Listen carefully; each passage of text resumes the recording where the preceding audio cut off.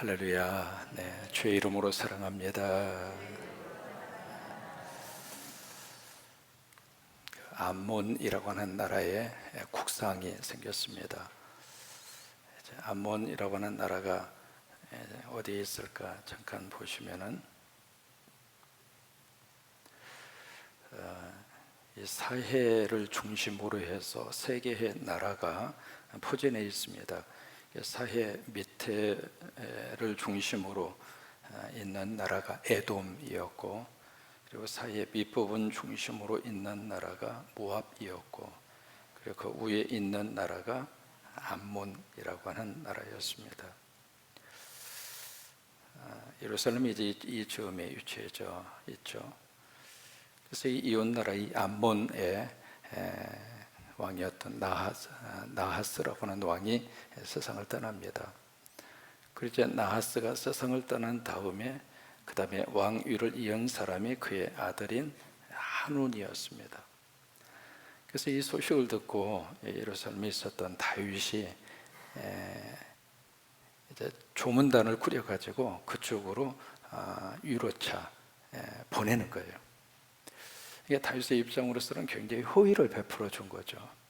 여러분, 어느 나라든지 국상이 생기면은 돌아가신 분의 영향력만큼 세계적으로 조문단이 파견이 됩니다. 예를 들면 남아공의 그 흑인의 위대한 지도자로 존경받던 사람은 넬슨 만델라잖아요. 이제 그분을 가리켜서 흑인의 별이라고 합니다. 그리고 이제 어떤 인종 간의 갈등을 참 이렇게 하나로 화합시킨 사람이 넬슨 만델라입니다. 백인으로부터 그렇게 많은 고생을, 그렇게 많은 압박을, 그렇게 많은 엄청난 피해를 입었음에도 불구하고, 왜냐하면 감옥 생활을 27년이나 했으니까요. 그래도 이제 감옥에서 나와서 흑인 최초로 민선 대통령이 되고 민족 화해 운동을 통해서 어쨌든 인종 간의 갈등을 멋지게 화합으로 이렇게 만든 사람 넬슨 만델라인데, 그분이 이제 2013년 12월 5일 95세를 일기로 세상을 떠나잖아요. 떠났을 때 그 넬슨 만델라 장례식에 전 세계 70개국에서 조문단을 파견합니다. 이제 그런 것처럼 여기 암몬이라고 하는 나라에 국상이 일어나서 다윗의 선의에 의해서 좋은 의도로 이렇게 조문객을 파견을 했는데, 문제는 거기서부터 터진 거예요.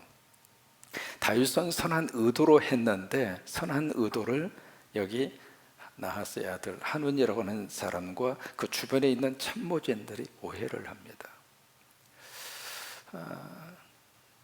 오해를 하는데 이제 어떤 오해를 하는가? 이 참모 한운 옆에 있는 그 참모진들이 왕에게 그렇게 그 옆에서 이제 충고를 하는 거죠. 이거 조문단이 아니라 조문객으로 위장을 하고 우리 나라를 정탐하기 온 스파이다. 그러니 그냥 되돌려 보내서는 안 됩니다. 그러면서 이제 오해를 하기 시작을 했죠. 그래서 결국 이 한온이 어떻게 처리를 하느냐면 수염을 자르는데 수염을 반절만 자릅니다. 여러분, 참 우스운 꼴이 됐잖아요. 수염을 반절만 자르고 또 하나 바지 뒤를 자르는데 여기 참 독특한 표현을 쓰고 있습니다만 중동볼기, 그게 어디냐면 엉덩이 아래입니다. 그러니까 그 부분을 이렇게 옷을 이렇게 잘랐으니까 어떻게 되느냐면, 우리가 지금 내의를 입잖아요. 속옷을. 이 속옷을 입게 된 역사가 그렇게 길지가 않습니다. 짧아요. 그러니까 고대 당시에서는 속옷이 없었어요. 속옷의 개념이 없었습니다. 우리 어렸을 때만 하더라도 여름에 삼베옷 입잖아요. 입으면 잘못 앉으면 속이 다 보이잖아요.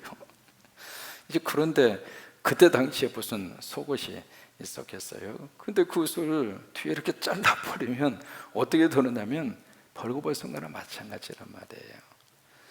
그리고 이 수염이라고 하는 것은 이게 보통 의미를 가진 것이 아닙니다. 이 수염이 무슨 의미를 가지고 있느냐면 자유의 의미예요. 그래서 고대 사회에서 노예들은 수염이 없습니다. 어떤 노예를 보더라도 수염을 기를 수도 없고 수염을 가질 수도 없어요. 그래서 수염을 잘라버렸다, 그 얘기는 당신 노예다, 그 말이에요. 그리고 이제 뒤에를 옷을 그렇게 잘라버렸으니까 완전히 벌거벗은 거나 마찬가지거든요. 자존심을 구겨도 이렇게 구길 수가 있을까? 여러분, 수염 문제 하면 떠오르는 것이 우리나라 역사 가운데 고려시대입니다. 고려시대에 김부겸이라고 하는 사람의 아들이 김돈중이에요. 근데 이제 그분이 문신 출신이거든요. 근데 이쪽에 정중부라고 하는 무신이 있습니다. 고려시대가 문신과 무신으로 아주 갈등이 심했어요. 그러니까 칼을 쥐고 있는 사람하고 패를 가지고 있는 사람하고 막 어떤 권력 다툼이 엄청나게 알력이 심했습니다. 근데 그 당시에 잡고 있었던 사람이 누구냐면 문신이에요. 패를 잡고 있는 사람들이 권력을 잡고 있었고, 이 무신들, 칼을 가지고 있는 사람들은 아주 그냥 천대를 받던 그런 시절인데, 그 문신이었던 김동중이라고 하는 사람이 무신인 정중부, 나이도 훨씬 위에요. 근데 그 정중부의 수염을 갖다가 불로 태워버립니다. 불로 태워버리니까 그게 하나의 도화선이 돼서 고려시대 무신의 난이라고 하는 난이 일어납니다. 정종부를 중심으로 해서 이제 5사람이 하나가 돼서 이쪽 문신 그룹을 친 거죠. 그리고 나서 그때 왕이 의종입니다. 의종을 폐위시키고, 그리고 나서 그 무신들이 나라의 정권을 잡고 한 100년 정도 무신의 세계가 이루어집니다. 그러니까 그 난이 일어난 직접적인 동기 중에 하나가 수염을 불러 태워서 그런 거예요. 그러니까 지금 좋은 의도에서 사절단을 보냈는데, 조문단을 보냈는데, 이 나라에서는 이 다윗이 보낸 이 조문단들에게 참 어떻게 인격 모독도 이럴 수가 있어요. 그래서 이 사람들이 돌아왔습니다. 돌아온 그 소식을 듣고 다윗이 예루살렘 성에 들어오지 말아라, 여리고에 있어라. 왜냐하면 옷은 그냥 갈아입으면 되잖아요. 근데 수염은 어떻게 붙일 수도 없잖아요. 수염이 자랄 때까지 여리고 성에 있다가 수염이 자란 다음에 돌아라 그예요. 일은 이제 이렇게 전개가 됩니다. 그런데 이 사건이 어떻게 발전이 되는가? 바로 여기에 한운이 가만히 김새를 생각해 보니까, 내가 뭔가 잘못했구나. 그래서 다윗이 지금 화가 났구나, 다윗에게 밉보였구나, 그 판단이 쓴 거예요. 판단이 있으면 우리 같으면 오해가 생겼어요. 오해가 생겼으면 어떻게 하면 그 일이 잘 풀릴까요? 자, 한번 보실까요? 오해가 생겼어요. 이 오해를 어떻게 하면 잘 풀릴 수 있을까요? 오해에서 3회를 빼면 뭐가 돼요? 이해가 되잖아요. 그러면 이 3회를 빼면 되잖아요. 그러면 이해가 될 수 있지 않겠어요? 예를 들면 이 한운이 내 참모진의 말을 듣고 내가 오해했다고, 미안하다고, 우리 아버님이 국상에 좋은 선의 의도에 조문관 파견해 주셔서 너무 감사하다고, 그렇게 하면서 이제 3회를 다 빼면 되잖아요. 다 빼면 남는 건 이해가 남잖아요. 이해가 남으니까 일이 잘 해결이 될 거 아니겠어요? 근데 이 3회를 빼는 이 작업을 하지 않고 이 한운이 어떻게 하느냐? 그래? 그럼 군사력으로 해보자, 그런 거예요. 그래서 자기 힘이 부족하니까 거기에 4개 국가로부터 33,000명 군인을 용병을 삽니다. 돈을 주고 군대를 산 거예요. 사가지고 한번 다윗을 하고 한번 붙어보자, 그렇게 이제 한운이 준비를 합니다. 그 소식을 듣고 다윗의 입장으로서는 절호의 찬스다. 왜냐면은요, 그 앞에 여기 주변 국가 7개 나라를 다윗이 전부 다 점령해서 전부 다 조공을 바치는 나라로 전락시키든지 아니면 그 나라에 요절을 시키든지, 그래서 전부 다 이쪽 주변 나라 모두를 다 다윗이 점령을 했는데 딱 하나, 암몬은 건들지 않았어요. 건들지 않은 이유는요, 다윗이 이 땅을 먹기 싫어서가 아니에요. 먹고 싶어요. 그런데 왜 다윗이 건들지 않았는가? 나하스 때문에 그런 거예요. 이 나하스하고 다윗의 관계는 아주 묘한 관계입니다. 나하스가 가장 먼저 등장하는 것이 길랏 야베스 전투예요. 그 전투에 이 나하스가 공격해 들어오거든요. 그때 사울이 왕이 되고 나서 얼마 되지 않았을 때 사울이 막 거기에 그 전투에 참여를 해서 나하스를 무찌릅니다. 그리고 그 뒤부터 나하스하고 이 사울하고는 원수지간이 돼요. 근데 이 다윗도 사울에게 쫓기는 신세가 됐잖아요. 그러니까 사울 가운데 두고 다윗도 원수지간이고 나하스도 원수지간이고, 여러분 그러면 같이 피해를 입고 있는 사람들은 마음이 통해요, 안 통해요? 통하잖아요. 그러다 보니까 이 다윗하고 나하스는 통하는 게 있었단 말이에요.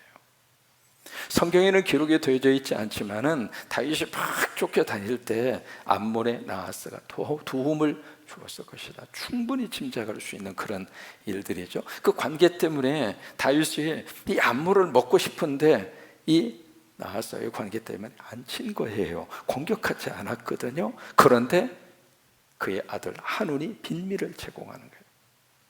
그래서 다윗이 좋다, 때는 이때다, 하나님이 주신 기회다. 그래서 이제 군사를 모집을 해서, 그때 당시에 장군이 요압이잖아요. 요압을 중심으로 해서 공격하게 해요. 그래서 결국에 가서는 암몬과의 싸움에서 다윗이 승리를 합니다. 이 모습을 보면 뭘 느낄 수 있느냐면, 참 다윗은요, 그 호박이 덩굴째 굴러오는 거예요. 참 묘해요. 다윗은 하는 일마다 잘 되는 거예요. 어떤 사람은 넘어져도 뒤로 넘어졌는데 코가 깨져. 아니, 왜 뒤로 넘어졌는데 왜 코가 깨지냐고. 그러니까 안 되는 사람은 뭘 참 묘해요. 이렇게도 안 되고 저렇게도 안 되고. 근데 되는 사람은 이렇게도 되고 저렇게도 되고 그러는 거예요. 여러분, 그래요. 하나님이 주시는 복은 나를 따라와야 돼요. 내가 막 잡으려고 쫓아가잖아요. 피곤해요. 잡았다 싶으면 조금 저만큼 가죠. 막 쫓아가서 또 잡았다 싶으면 또 저만큼 쫓아가고요. 정신없이 계속 쫓아가다 보면 나중에 가면 탈진하고 스트레스 받고 병나고 그래요. 근데 따라오면은, 하나님이 주시는 복은 따라와야 돼요. 그냥 어떻게 하다 보니까 내 가정에 이런 복이 임하고, 우리 자녀들에게 이런 축복이 임하고, 11년 신도 이후에 이런 하나님의 복이 따라오고, 따라와야 인생을 여유 있게 살고 행복하게 살지, 그것을 막 쫓아가려고 그러면은 기진맥진해서 나중에는 번아웃돼요. 근데 다윗의 경우가 그래요. 좋은 의도로 시작했던 것이 이 친구가 오해를 하는 바람에 암몬을 먹게 됐잖아요. 이런 모습을 여기서 우리가 보게 됩니다. 여기 그러면 한운이 이제 오해를 하게 됩니다. 여러분, 오해라고 하는 것은 뭐냐면 삶의 독초가 오해입니다. 그러면 이해는 무엇인가? 이해는 삶에 대한 약초입니다. 우리가 약초를 잘 먹으면 좋잖아요. 건강하고 모든 것들이 잘 원만해지고. 근데 독초를 잘못 먹으면 사람이 죽어요. 그러니까 살면서 오해 안 할 수는 없어요. 여러분, 철저하게 이해하고 사람이 살 수는 없거든요. 내가 지금 뭔가 하나의 일을 보면서도 내 나름대로 오해하는 부분이 분명히 있습니다. 저 사람은 그 의도가 아니었어요. 그 의도가 아니었는데, 그러나 들을 때에는 오해 살 만한 그런 요소가 있을 수도 있고, 본인 스스로가 어떤 잘못된 판단과 기준으로 그 사람의 말과 행동을 잘못 판단해서 오해할 수도 있고 그래요. 그러니까 이 오해라고 하는 이 단어는 누구에게 해당하고 누구에게 해당하지 않고 그런 문제가 아닙니다. 모든 사람들이 다 오해할 수 있어요. 중요한 것은 이 오해를 어떻게 이해로 바꿔가겠느냐, 이 말이에요. 이 오해와 이해의 차이가 엄청난 차이를 가져옵니다. 예수님 십자가에 달리셨을 때 강도가 양편에 있었잖아요. 거기서 여러분 꼭 한 가지 잘못 알고 있는 성경 지식이 있습니다. 그 강도 중에 어느 편 강도가 예수님으로부터 구원받고 낙원에 갔어요? 오른쪽이에요? 왼쪽이에요? 우리는 어떻게 배웠어요? 어떻게 기억하고 계세요? 오른쪽으로 기억합니다. 성경은 오른쪽 왼쪽 없어요. 왜냐하면 우리 생각 속에 오른쪽은 좋은 쪽, 왼쪽은 나쁜 쪽, 이미 고정관념이 있는 거예요. 그 고정관념을 가지고 성경 지식, 성경 이야기를 들으면서 그렇다면 오른쪽일 거야. 그래서 오른편 강도로 그렇게 우리가 지금 잘못 알고 있거든요. 그거 아닙니다. 어느 쪽인지 성경은 밝히고 있지 않아요. 근데 강도 두 사람이 십자가 중심으로 딱 매달려 있습니다. 근데 한편 강도는 뭐라고 그래요? 당신이라 구원해 보라고. 그래서 막 십자가 위에서 같이 죽어가면서 막 욕을 하고 막 그러잖아요. 그 사람은 예수님을 어떻게 지금 생각하고 있는가? 이해한 거예요? 오해한 거예요? 오해한 거죠. 나하고 똑같이 죽어 마땅한 강도로 오해하고 있는 거예요. 그런데 한편의 강도는 예수님을 보면서 뭐라고 그래요? 당신의 나라에 임할 때에 나도 함께 그 나라에 임하게 하옵소서. 네가 오늘 나와 함께 낙원에 이르리라. 그 강도는 예수님을 오해했어요? 이해했어요? 하나님의 아들로 이해한 거예요. 나를 구원해 주실, 천국으로 인도하실 메시아로 이해한 거예요. 그러니까 똑같은 상황 속에서 오해하느냐 이해하느냐, 거기에 따라서 결과가 이렇게 차이가 많은 거예요. 가정 안에서 부부의 관계 속에서도 작은 일 그거 하나 때문에 그냥 이해하고 넘어가면 아무 문제가 없잖아요. 누가 잘하고 잘못하는 문제가 아닙니다. 이 세상에 진리가 어디가 있습니까? 진리는 성경 외에는 이 세상의 것은 진리가 아닙니다. 그러니까 어떤 문제를 딱 놓고 옳고 그름의 문제로 접근하면 답이 없습니다. 나는 옳은데 이쪽은 틀렸다고 그러는 거예요. 그러면 누가 맞아요? 맞을 수도 있고 틀릴 수도 있는 거예요. 그러니까 진리라고 하는 것은 성경 말씀 이외에는 진리가 아닙니다. 이 세상에 그 어떤 뉴스를 할지라도, 세상에 그 어떤 이야기를 할지라도 맞을 수도 있고 틀릴 수도 있어요. 그런 문제가 아니거든요. 옳고 그름의 문제가 아닙니다. 내가 이해하느냐 오해하느냐의 문제예요. 이 문제만 우리가 산수만 잘 해도 가정이 행복합니다. 내가 오해했다가도 어쨌든 어떤 방법을 통해서라도 3회만 하면 우리가 이해할 수 있잖아요. 그러면 어떻게 마이너스 3회를 할 수 있을까? 두 가지가 필요합니다. 첫째는 선입견이라고 하는 이 개를 잘 다스려야 돼. 이 선입견이라고 하는 이 개가 우리 속에 다 지금 품고 있어요. 이 개를 우리가 기르고 있는 거예요. 근데 이 선입견이라고 하는 안경을 딱 쓰면은 그때부터 오해할 수 있는 가능성이 굉장히 많습니다. 그러니까 선입견을 어떻게 우리가 다스릴 것인가 라고 하는 문제입니다. 두 번째는 쉽게 판단하면 오해가 생깁니다.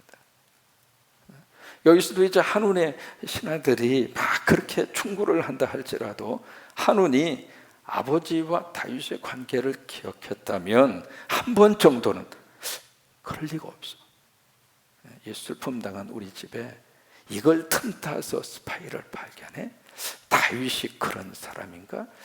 아닌데 나름대로의 그 생각을 가지고 잘 판단을 했었을 것 같아요. 그런데 쉽게 판단하는 바람에 결국 오해를 낳게 됐고, 이 오해 때문에 이 암몬은 다윗에 의해서 망하게 되는 그 일을 자초하게 된 거예요. 프랑스 소설가 가운데 까뮤라고 하는 소설가가 있잖아요. 그분이 쓴 책 가운데 오해라고 하는 단편 소설이 있습니다.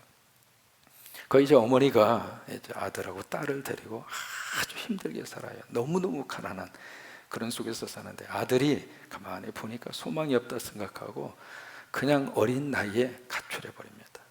나라도 돈 벌고 오겠다. 그리고 이제 아들이 가축을 해요. 그다음부터 이 어머니하고 이 딸이 강변에 살면서 돈이 지긋지긋한 거예요.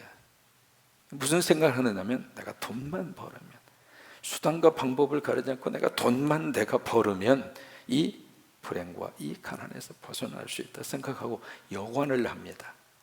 여관을 하는데 어머니하고 딸이 끔찍한 범죄 행위를 계속해요. 그 여관에 투숙하는 그 손님이 있으면은 손님에게 수면제를 먹여가지고 그 손님을 죽여요. 죽인 다음에 손님이 가지고 온 것을 다 뺏어요.